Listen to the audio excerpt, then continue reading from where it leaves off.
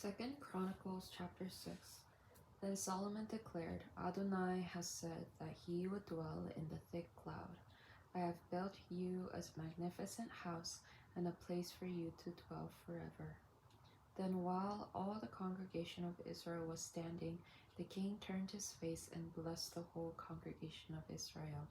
He said, Blessed be Adonai, the God of Israel, who with his hands has fulfilled what he spoke with his mouth to my father David, saying, Since the day that I brought my people out of the land of Egypt, I did not choose a city out of all the tribes of Israel in which to build a house that my name might be there, nor did I choose any man to be a leader over my people Israel.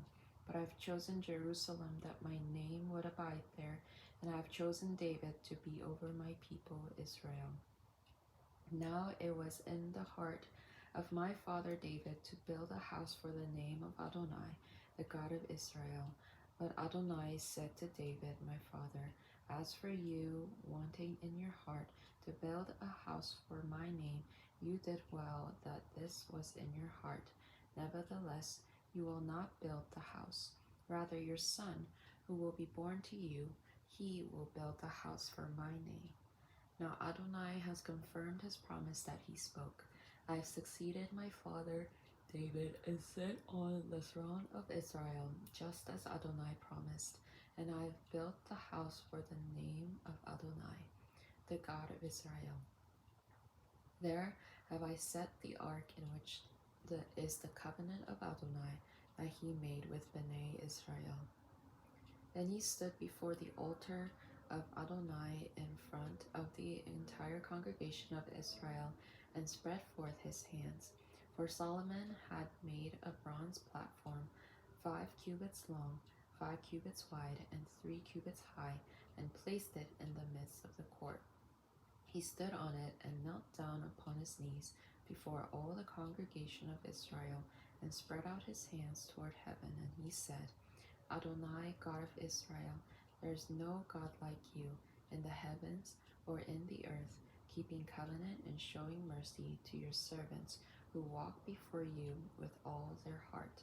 You have kept the promise you made to your servant David, my father.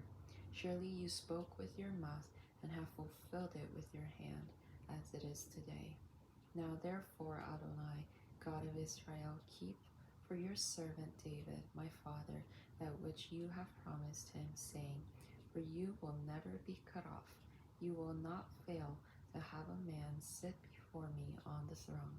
If only your sons pay attention their way to walk in my Torah as you have walked before me. Now therefore, Adonai, God of Israel, let your word which you spoke to your servant David be confirmed. But will God indeed dwell with mankind on the earth? Behold, heaven, even the highest heaven, cannot contain you. How much less this house that I have built? Yet attend to the prayer of your servant and to his supplication, Adonai, my God, to hear the cry and the prayer which your servant is praying before you, that your eyes may be open toward his house day and night, toward the place where you have said you would put your name there, to listen to the prayer which your servant will pray toward this place. Hear the supplications of your servant and your people Israel when they pray toward this place. Hear from your dwelling place from heaven, and when you hear, forgive. If a man sins against his neighbor and is required to swear an oath, and he comes and takes an oath before your altar in this house, then hear from heaven and act. Judge your servants, repay the wicked by bringing down on his own head that he has done, and vindicating the righteous by rewarding him according to his righteousness. If your people Israel are defeated before an enemy because they have sinned against you, yet when they return and confess your name, praying and making supplication before you in this house, then hear from heaven, forgive the sin of your people Israel, and bring them back to the land which you gave them and to your fathers. When the heavens are shut up and there is no rain because they have sinned against you.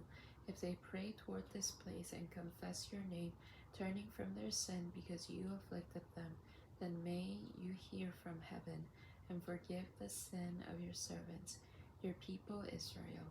Indeed, may you teach them the good way in which they should walk. Send rain upon your land that you have given to your people for an inheritance. When there is famine in the land, when there is pestilence, blight, mildew, locust, or grasshopper, when their enemies besiege them in the land by their gates, whatever plague or sickness may come, and any prayer or plea is offered by any individual or by all your people Israel, each acknowledging his own afflictions and pain, even spreading his hands towards his house, then may you hear from heaven, your dwelling place, and forgive. May you give to every man according to all his ways, as you know his heart. For you alone know the hearts of the children of men, so that they will fear you and walk in your ways all the days that they live in the land that you gave to our fathers. Moreover, concerning the foreigner who is not of your people Israel, but comes from a distant land for the sake of your great name and your mighty hand and your outstretched arm, when they come and pray toward this house, then may you hear from heaven your dwelling place, and do whatever the foreigner asks of you.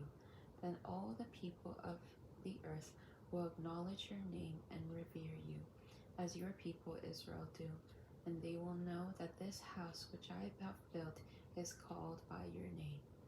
When your people go out to battle against their enemies, wherever you send them, and they pray to you toward the city that you have chosen and the house that I have built for your name, then hear from heaven their prayer and petition, and uphold their cause. When they sin against you, for there is no man that does not sin, and you become angry with them and hand them over to the enemy, who takes them captive to a land far off or near, when they have a change of heart in the land where they are held captive, they repent and seek you in the land of their captivity, saying, We have sinned, we have committed iniquity, we have acted wickedly, and they return to you with all their heart and soul in the land of their captivity, where they have taken captive, and they pray toward their land, which you gave to their fathers, and the city, which you have chosen, and toward the house, which I have built for your name, then may you hear from heaven, your dwelling place, their prayer and their petitions, and uphold their cause, and forgive your people who have sinned against you. Now, my God, I pray, let your eyes be opened, let your ears be attentive to the prayer made in this place. Now arise, Adonai Elohim, to your resting place, you and the ark of your might. May your Kohanim, Adonai Elohim, be clothed with salvation, and may your godly ones rejoice in goodness. Adonai Elohim, do not reject your anointed one. Remember the loyalty of your servant David. Chapter 7. Now when Solomon finished praying, the fire came down from heaven and consumed the burnt offering and the sacrifices, and the glory of Adonai filled the house. The Kohanim could not even enter into the house of Adonai, because the glory of Adonai filled the house of Adonai. When all Bnei Israel saw the fire come down and the glory of Adonai above the house, they bowed down on the pavement with their faces on the ground, prostrating themselves and praising God, for he is good, and his mercy endures forever. Then the king and all the people offered sacrifices before Adonai. King Solomon offered a sacrifice of 22,000 cattle and 120,000 sheep. So the king and all the people dedicated the house of God. The Kohanim stood at their posts, as did the Levites, with the musical instruments of Adonai that King David had made for praising Adonai, for his mercy endures forever. Whenever David offered praise by their hand, Opposite them were the Kohanim who sounded trumpets while all Israel was standing. Moreover, Solomon consecrated the middle of the courtyard that was before the house of Adonai, because there he offered the burnt offerings and the fat of the peace offerings, since the bronze altar which Solomon had made was not able to contain the burnt offering, the grain offering, and the fat. At that time Solomon observed the feast for 7 days, and all Israel with him, a very great assembly from Lebo Hamath to the brook of Egypt. On the 8th day they held a solemn assembly, for they had celebrated the dedication of the altar for 7 days and the feast for 7 days. On the 23rd of the 7th month he sent the people away to their tents, joyful and glad of heart for the goodness that Adonai had done for David, Solomon, and Israel his people. Thus Solomon finished the house of Adonai and the king's palace. Indeed, all that Solomon had on his heart to accomplish in the house of Adonai and in his own palace he successfully completed. Then Adonai appeared to Solomon at night and said to him, I have heard your prayer and have chosen this place for myself for a house of sacrifice. If I shut up heaven that there is no rain, or if I command the locusts to devour the land, or if I send pestilence among my people, when my people over whom my name is called humble themselves and pray and seek my face and turn from their evil ways, then I will hear from heaven and I will forgive their sin and will heal their land. Now my eyes will be open and my ears attentive to the prayer offered in this place. For now I have chosen and consecrated this house, so that my name may be there forever. My eyes and my heart shall be there perpetually. As for you, if you walk before me as your father David walked, doing all that I have commanded you, keeping my statutes and my ordinances, then I will establish your royal throne as I covenanted with your father David, saying, you shall not lack a man to be ruler in Israel. But if you turn away and forsake my decrees and my mitzvot that I have set before you, and go and serve other gods and worship them, then I will uproot them from my land which I gave them, and this house which I have consecrated for my name I will cast out my sight. I will make it a proverb and a byword among all people.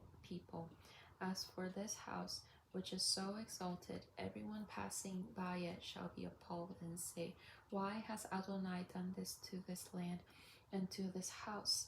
And they will answer, because they have forsaken Adonai, the God of their fathers, who brought them out of the land of Egypt, and clung to other gods, worshipping and serving them. Therefore he has brought all this misery upon them. Chapter 8. It came to pass at the end of 20 years, during which Solomon built the house of Adonai and his own palace, that he built the cities which Huram had given to him, and settled Bnei Israel there. Then Solomon marched against Hamath Zobah and overpowered it. He built up Tadmor in the wilderness and all the store cities that he built in Hamath. He also built Upper Beth Horon and Lower Beth Horon as fortified cities with walls, gates, and bars, as well as Baalath and all his store cities, and cities for his chariots, and cities for his horsemen. Everything that Solomon desired to build in Jerusalem and in Lebanon, in all the land that he ruled, all the people that were left of the Hittites, Amorites, Perizzites, Hivites, and Jebusites, who were not of Israel, that is, those of their descendants that were left after them in the land, whom Bnei Israel did not destroy. These Solomon conscripted for forced labor, as it is to this day. But Solomon did not make slaves of Bnei Israel for his work. Rather, they were his soldiers, his chief officers, and commanders of his chariots and horsemen. These were the chief officers of King Solomon, 250 who ruled over the people. Solomon brought Pharaoh's daughter up from the city of David to the house that he had built for her, and for he said, My wife shall not dwell in the palace of King David of Israel, because the places where the ark of Adonai has entered are holy. At that time Solomon offered burnt offerings to Adonai on the altar of Adonai which he had built before the porch, according to the daily requirement for offerings commanded by Moses for Shabbatot, for new moons, and for the Moadim 3 times a year, at the feast of Matzot, at the feast of Shavuot, and at the feast of Sukkot. Following the ordinance of his father David, he appointed the divisions of the Kohanim for their avodah and the Levites for their duties, to praise and minister alongside the Kohanim according to the daily assignment, and the gatekeepers by their division at every gate, because this is what David the man of God had commanded. They did not depart from the king's commandment to the Kohanim and Levites in any matter, including the treasuries. Thus all Solomon's work was carried out from the land of the foundation of the house of Adonai until it was finished. So the house of Adonai was completed. Then Solomon went to Ezion-Geber and to Elat on the coast of the land of Edom. And Huram sent him ships commanded by his servants and servants that knew the sea. They went with Solomon's servants to Ophir and obtained from there 450 talents of gold and brought them to King Solomon. Chapter 9. When the queen of Sheba heard of Solomon's fame, she came to Jerusalem to test Solomon with hard questions. Accompanied by a large caravan train, including camels carrying an abundance of spices and gold and precious stones, she came to Solomon and spoke with him about all that was in her heart. Solomon answered all her questions. Nothing was hidden from Solomon which he did not explain to her. When the queen of Sheba had seen the wisdom of Solomon, the palace he had built, as well as the food on his table, the seating of his courtiers, the service and attire of his attendants, his cupbearers and their attire, and his procession with which he went up to the house of Adonai, it took her breath away.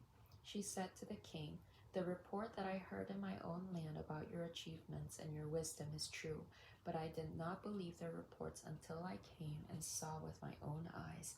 And behold, not even half of the greatness of your wisdom was described to me. You surpassed the report that I heard.